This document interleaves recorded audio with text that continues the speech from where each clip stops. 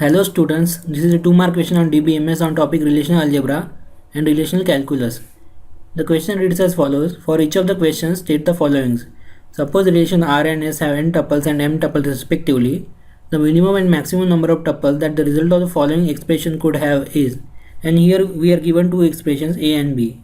Now let us look at the first expression, which is selection on R for some condition C with cross product of relation S. Here the first part would have maximum cardinality of n when all the tuples of R satisfy condition C, whereas the minimum cardinality of the first part would be 0 when no tuple of R satisfy the condition C.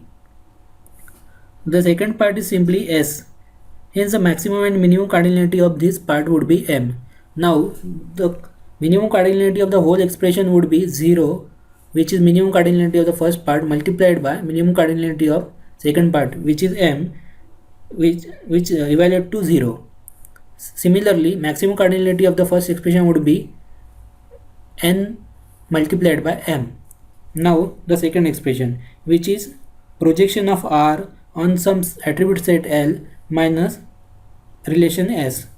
The maximum cardinality of the first part of this expression would be n, because for any valid attribute set L of R, we will select all the tuples of relation R, whereas the minimum cardinality would be 0 when L is not a attribute of R.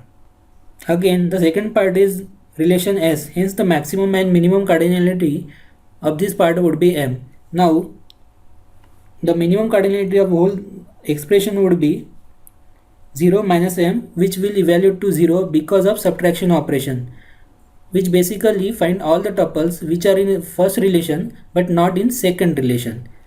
Hence now the maximum cardinality would be n minus m, which would be n, because it again find the list of all the tuples which are in R but not in S. Hence the correct option for this question is option A, that is P is equal to 0, Q is equal to n into m, R equal to 0 and S is equal to n. Thank you.